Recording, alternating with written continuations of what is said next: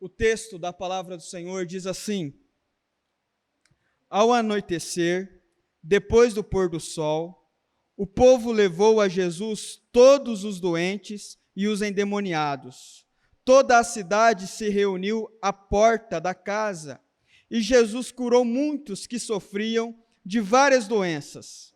Também expulsou muitos demônios, não permitia, porém, que estes falassem, porque sabiam quem ele era. De madrugada, quando ainda estava escuro, Jesus levantou-se, saiu de casa e foi para um lugar deserto, onde ficou orando. Simão e seus companheiros foram procurá-lo, e ao encontraram, disseram: Todos estão te procurando. Jesus respondeu: Vamos para outro lugar, para os povoados vizinhos, para que também lá eu pregue. Foi para isso que eu vim. Então ele percorreu toda a Galiléia, pregando nas sinagogas e expulsando os demônios. Feche seus olhos. Eu ia falar, feche sua cabeça, mas não, feche seus olhos. E vamos fazer uma oração ao Senhor. Senhor Jesus, obrigado, Pai, por essa noite. Obrigado por essa chuva abençoada que tivemos nessa tarde. Senhor, obrigado pela vida dos meus irmãos que estão aqui nessa noite. E fale conosco, Senhor, em nome de Jesus. Fale com a tua igreja. Nós precisamos ouvir a tua voz, em nome de Jesus. Amém e amém. Irmãos, quando nós olhamos para o Evangelho de Marcos, capítulo 1, no verso 29, 30, 31, 32, que é o verso que nós começamos a leitura, você vai ver que Jesus, ele tem uma agenda muito lotada. Para começar, ele curou a sogra de Pedro. Ela estava doente, estava ali com alguns problemas de saúde. Jesus fez uma oração por ela e ela foi curada. Depois, ao anoitecer, Jesus também não tinha descanso. Vinha até ele muitas pessoas doentes, muitas pessoas que estavam sofrendo com possessões malignas. Vinha até ele muitas pessoas angustiadas, tristes, querendo encontrar em Jesus uma solução. E quando nós olhamos para o texto, nós ficamos impressionados, porque a agenda de Jesus era uma verdadeira loucura. E é muito fácil Jesus seria muito fácil Jesus se envolver com a agenda dele de tal modo que ele negligenciasse qualquer outras coisas e ficasse focado só no ministério, só no pragmatismo, só nas coisas que ele tinha que fazer todos os dias. E isso não é diferente conosco. Todos nós, como eu falei um pouco hoje de manhã, nós, com o passar do tempo, nós vamos entrando na correria do dia a dia, no pragmatismo, nas coisas que temos para fazer, para resolver, e nós começamos a deixar coisas essenciais de lado, começamos a abandonar essas coisas. E o pragmatismo, ele começa a acontecer também em relação ao nosso ministério, aquilo que Deus deu para você, ou aquilo que Deus ainda vai dar para você em relação a ministério. Então nós podemos exercer um ministério na igreja, nós podemos ter uma função na igreja e estarmos fazendo isso de modo apenas pragmático, apenas mecânico, apenas de modo superficial. E as coisas que são essenciais, nós deixamos de lado. Então, eu quero que você pense aqui em duas coisas que são essenciais. Nós temos dois tipos de pessoas, dois tipos de cristãos. Primeiro, nós temos os cristãos que são pragmáticos. Cristãos que são pragmáticos. O que são esses cristãos? São pessoas que, se você precisar da pessoa para pintar a parede, ele está lá. Se você precisar da pessoa para cozinhar, ela está lá. Precisou de alguém para fazer uma faxina na igreja, está lá. Precisou de alguém para cantar um louvor na igreja, está lá. Precisou de alguém para pregar, está lá. Precisou de alguém para dar uma aula para as crianças, está lá. Precisou de alguém para organizar alguma coisa com os jovens, está lá. E nós fazemos isso de modo pragmático e corremos o risco de fazermos só de modo pragmático, de modo mecânico, e deixamos coisas essenciais de lado. Então nós fazemos, executamos, fazemos de acordo com a nossa cabeça, com as nossas estratégias, com a força do nosso braço, com aquilo que conseguimos fazer, mas o essencial nós deixamos de lado. Nós deixamos de lado. Então, eu posso pregar, mas eu posso pregar sem ter uma vida de comunhão com Deus. Eu posso liderar um ministério na igreja sem ter uma vida de comunhão com Deus. Inclusive, eu posso ser pastor da igreja sem ter uma vida de comunhão com Deus. Eu posso liderar jovens, eu posso liderar mulheres, homens. Eu posso fazer muitas coisas na igreja, cozinhar, varrer, pintar, consertar, sem ter comunhão com Deus, sem ter intimidade com Deus. Você nota um Jesus aqui extremamente na correria. Olha só o que diz o verso 29. Logo que saíram da sinagoga, foram com Tiago e João à casa de Pedro e André. A sogra de Pedro estava de cama, com febre, e falaram a respeito dela para Jesus. Então ele se aproximou dela, tomou-a pela mão e ajudou a levantar-se. A febre a deixou e ela começou a servi-los. Jesus aqui já começou na correria, fazendo, já curando a sogra de Pedro. Aí depois, no verso 32, capítulo 1 de Marcos, verso 32, diz assim: ao anoitecer, Jesus tinha paz. Ao anoitecer, depois do pôr do sol, o povo levou a Jesus todos os doentes e endemoniados. Meus irmãos, você imagina a multidão de gente doente e possessa de demônios que estava lá para Jesus orar? A correria que não era, o trabalho que não era, a exaustão que Jesus estava enfrentando nessa loucura, porque todo mundo queria que Jesus orasse. Ninguém queria que Pedro fizesse uma oração. Ninguém queria que André fizesse uma oração. As pessoas queriam que Jesus fizesse uma oração. Aí então, diz lá no verso 33, toda a cidade se reuniu à porta da casa. Toda a cidade. Tem ideia disso? A cidade inteira lá na casa onde Jesus estava dormindo. Todo mundo lá fora esperando, querendo uma oração dele. Olha só a loucura disso. E Jesus curou muitos que sofriam de várias doenças. Também expulsou muitos demônios. Isso era já de noite. Já era de noite. Loucura, correria.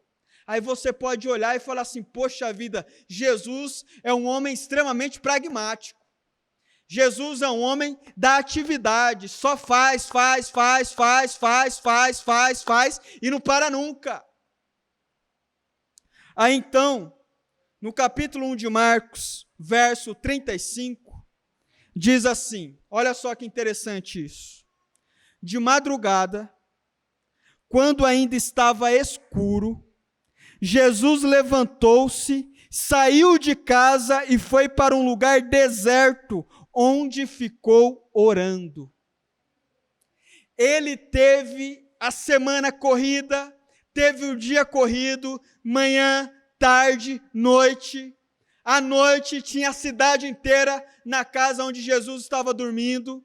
E aí, de madrugada, presta atenção nisso, de madrugada, Jesus levantou e foi começar a orar. Jesus levantou e foi começar a orar. Isso, irmãos, é uma coisa maravilhosa para nós pensarmos, para nós analisarmos em relação à nossa vida e à maneira que nós levamos as coisas. Porque nós corremos o risco de fazer as coisas e só de fazer as coisas. Nós fazemos, e o principal, aquilo que é fundamental para nós, que é o relacionamento com Deus, que é a nossa intimidade com Deus, isso nós deixamos de lado, abandonamos. Então, existe esse tipo de pessoa pragmática, esse tipo de pessoa que pinta a igreja, mas não ora nunca, que toca, mas não ora nunca, que lidera, mas não tem intimidade com Deus, não tem proximidade com o Senhor, não tem uma vida de devoção com Deus, com Cristo Jesus.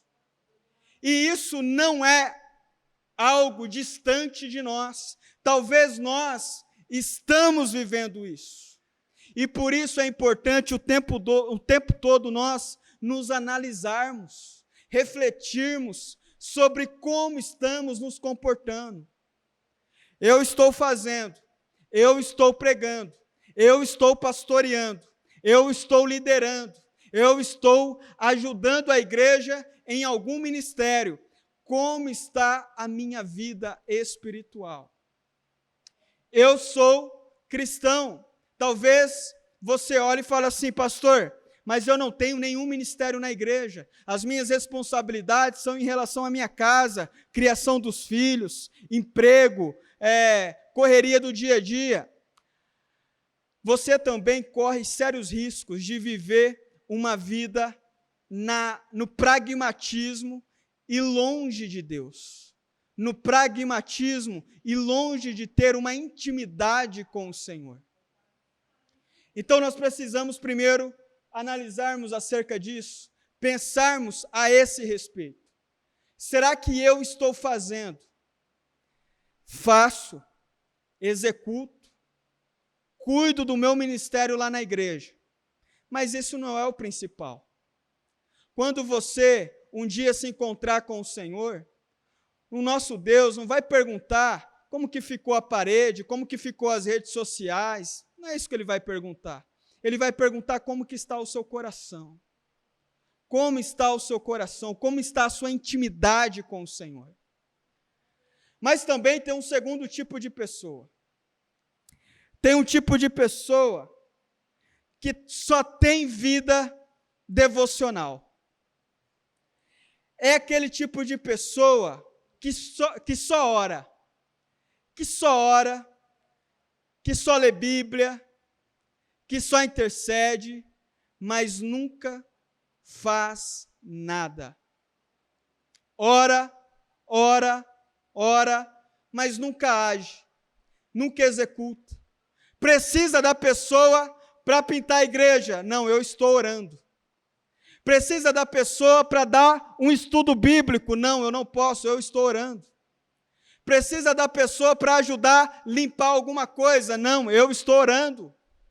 A pessoa nunca pode fazer nada, porque ela sempre está numa vida devocional, aonde ela acredita que aquilo ali é suficiente.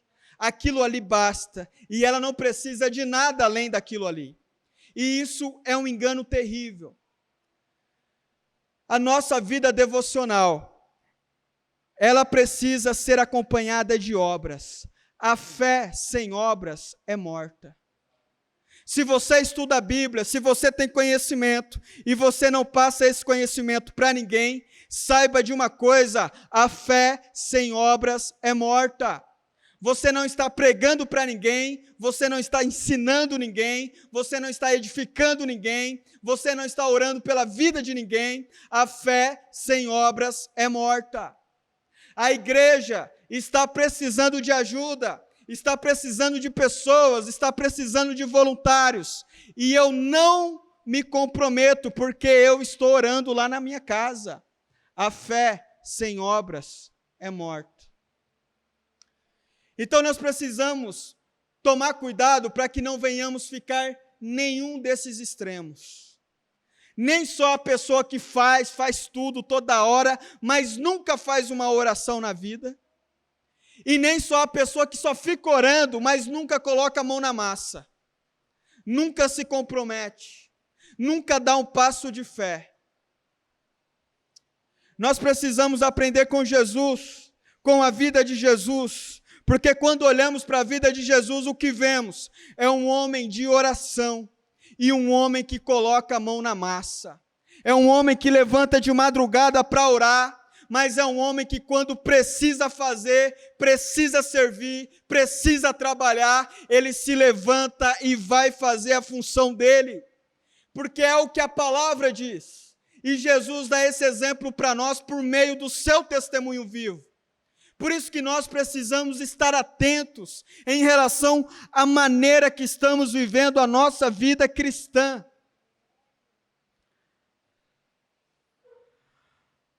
Ao anoitecer, depois do pôr do sol, o povo levou a Jesus todos os doentes e endemoniados.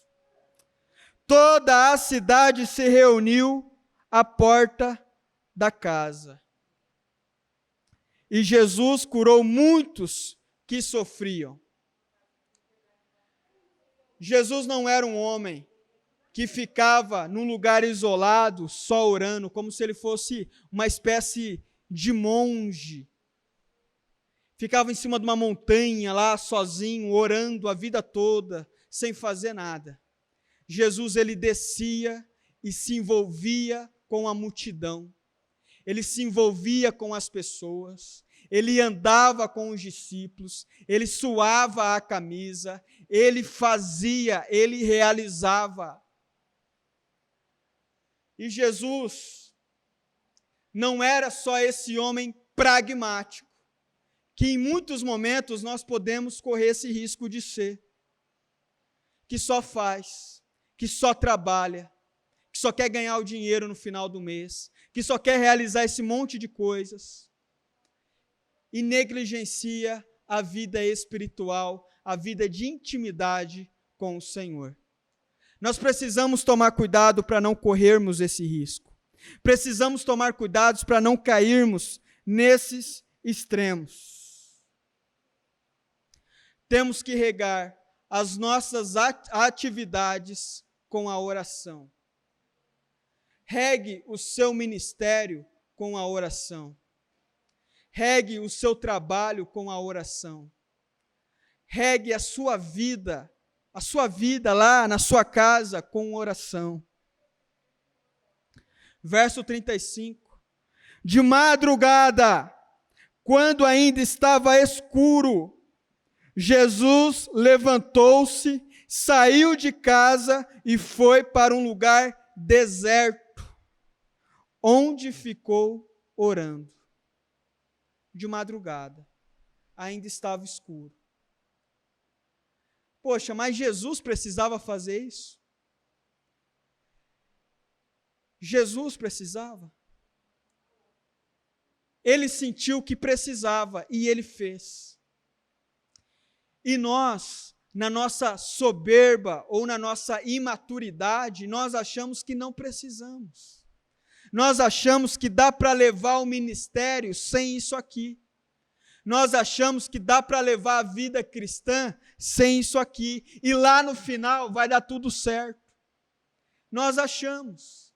E vamos levando com a força do nosso braço.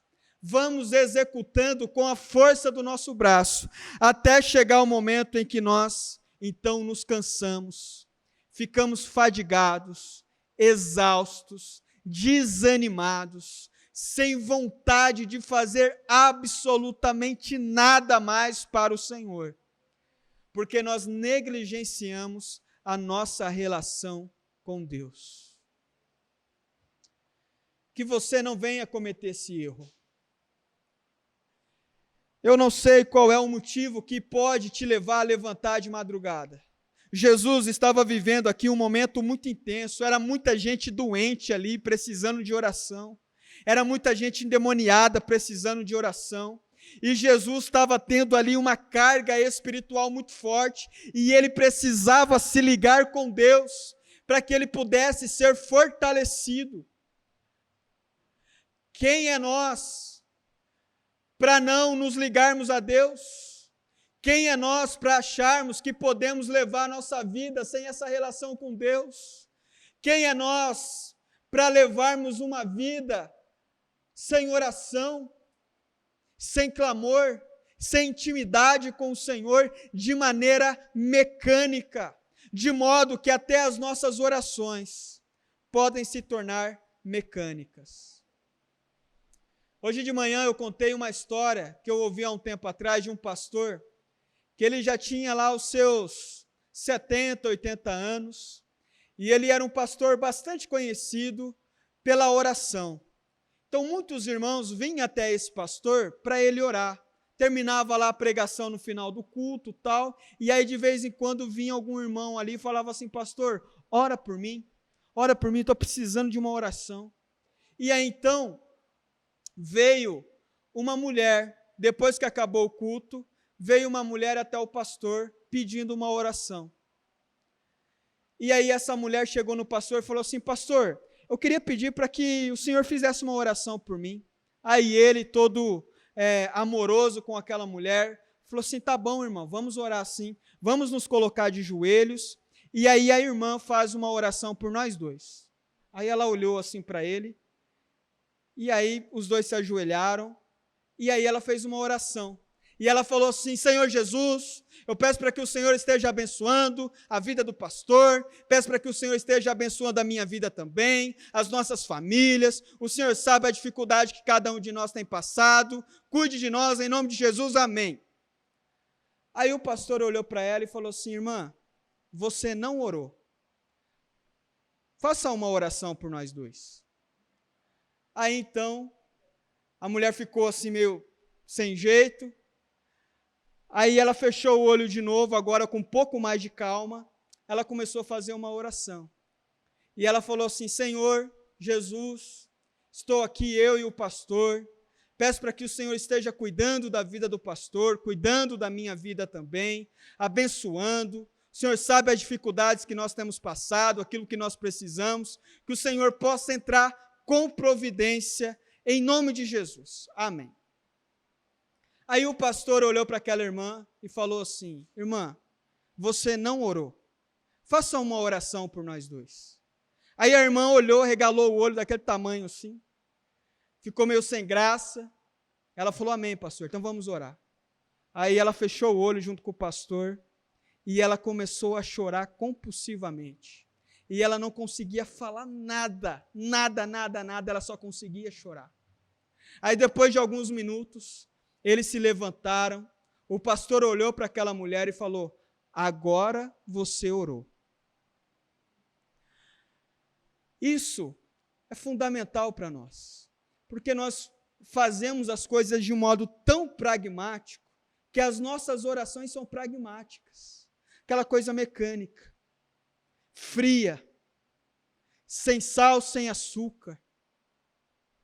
Aí nós achamos que estamos orando a Deus, que Deus está interessado nessa oração mesquinha, pragmática, que nós fazemos a Ele. Deus não está interessado nesse tipo de oração. Deus está interessado numa oração que vem da sinceridade do seu coração, da sinceridade da sua alma. Irmãos, não caia no pragmatismo, num pragmatismo seco, num pragmatismo que não tem vida com Deus, um pragmatismo que só faz, mas nunca se relaciona com o Senhor das nossas almas. Mas também não caia nessa devoção seca, nessa devoção que só ora, que só fala e que nunca vai. É aqueles missionários que falam que quer fazer missões, que nasceram para missões, mas nunca fazem missão. São aquelas pessoas que dizem que têm o dom do evangelismo e que gostam de evangelizar e gostam de pregar, mas nunca pregam, nunca evangelizam. Nunca saem do lugar. São pessoas que têm uma vida de oração, mas é avarento para ajudar na igreja. Não tira um centavo do bolso para ajudar na igreja, mas tem uma vida de oração. E ele acha que está agradando a Deus. São pessoas que têm uma vida de oração, mas não gasta tempo com a obra do Senhor. Não gasta os seus talentos com a obra do Senhor. Não se comprometem com a obra do Senhor, mas têm uma vida de oração. A fé sem obras é morta. Mais do que nunca, nós precisamos olhar para o nosso Senhor Jesus, que levantou de madrugada e foi para um lugar orar. Faz quanto tempo que você não levanta de madrugada e faz uma oração sincera? Não é aquela oração mecânica, não, irmãos. Não é aquela oração mecânica, não, aquela oração ensaiada. Mas é uma oração sincera. Às vezes aquela oração que ela é meio misturada com choro, que você vai falando as coisas assim meio errada, meio atropelada, mas é o seu coração que está pulsando e tacando as palavras para fora, e você não consegue organizar as palavras direito, mas você sabe que o Espírito Santo está te ouvindo. Faz quanto tempo que isso não acontece? Faz quanto tempo? Faz quanto tempo que você, ao invés de seguir o exemplo desses influenciadores de rede social, você não olha para Jesus e segue o exemplo de Jesus? Eu gosto muito de uma fala do Hernandes Dias Lopes, que ele diz assim, olha, muita gente fala sobre oração, tem um monte de gente falando aí, dando várias lições sobre oração, e tem poucas pessoas que oram de verdade. Nós precisamos orar. Você precisa ser um homem, uma mulher de oração. Para de olhar e idolatrar pessoas que não valem, que não precisam, que não devem ser idolatradas. E adore ao Senhor. Olhe para Jesus, um homem que se levanta de madrugada, quando ainda estava escuro, e vai para um lugar fazer uma oração a Deus, passar um momento com Deus.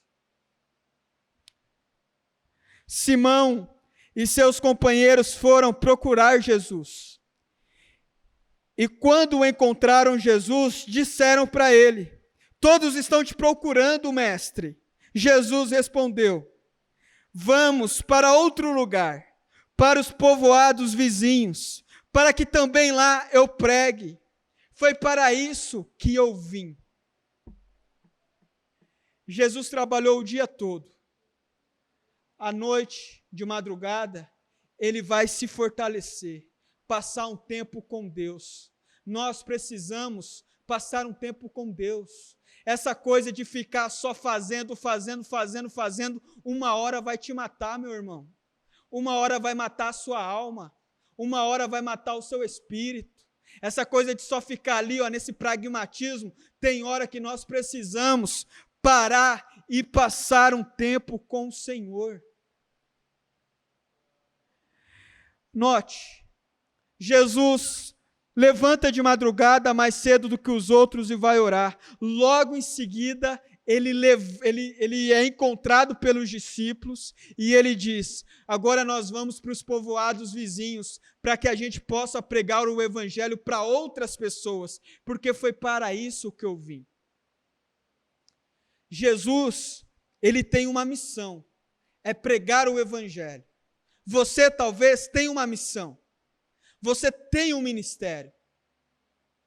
Eu não sei qual é o seu ministério. Talvez você vai ter que buscar em Deus para descobrir qual é o seu ministério. Talvez você já está executando o seu ministério. Mas o fato de você já estar lá no seu ministério, trabalhando, fazendo, não quer dizer que você não precisa ter um tempo seu, você e Deus. Tem muito aquele papo hoje em dia, né? Nossa, eu preciso ter um tempo para mim mesmo. Eu preciso ter um tempo para mim mesmo. Preciso ter um tempo eu com eu mesmo. Na Bíblia você nunca vai encontrar esse tipo de coisa. Nós não precisamos ter um tempo com nós mesmos. Nós precisamos ter um tempo com o Senhor. Nós precisamos ter um tempo com Deus. Nós precisamos ter um tempo com Jesus, com o Espírito Santo. Então ele percorreu toda a Galiléia, pregando nas sinagogas e expulsando os demônios. Meus amados irmãos, a semana vai começar, está começando. Eu tenho certeza que você vai ter muitas coisas para fazer essa semana. Muitas coisas para fazer. Família, filhos, casa para arrumar, trabalho, um monte de coisas para resolver. Mas reserve um tempo para você passar com o Senhor, porque é Ele quem vai te fortalecer, é Ele quem vai dar ânimo para a sua alma. Não ande com um tanque vazio, não tem como, não vai dar certo. Andar com um tanque vazio não dá certo. Você pode até pegar um embalo numa ladeira ali, aí você até vai, o carro até vai com o tanque vazio, mas na hora que tiver uma subida, ele não vai mais. Você pode andar em algum momento com um tanque vazio e parece que está tudo bem, está dando tudo certo. Você está aproveitando o embalo, mas na hora que tiver uma subida, você não vai dar conta, porque você não foi feito para andar com um tanque vazio. Você não foi feito para andar com as forças das suas próprias pernas. Você precisa do auxílio do nosso Deus. Recorra a Deus, busque ao Senhor, Ele ouve as nossas orações. Jesus poderia ter dito, falar, olha, eu não preciso orar, afinal de contas eu sou Jesus, para que eu vou orar? Mas Jesus dá um exemplo maravilhoso para nós. Ele, sendo Jesus, o Filho de Deus, ele reservou um tempo para não andar com o tanque vazio. Por que nós, então, cometemos esse erro? Por que nós, então, cometemos essa loucura de andar com o tanque vazio? Busque ao Senhor. Tire um momento de oração.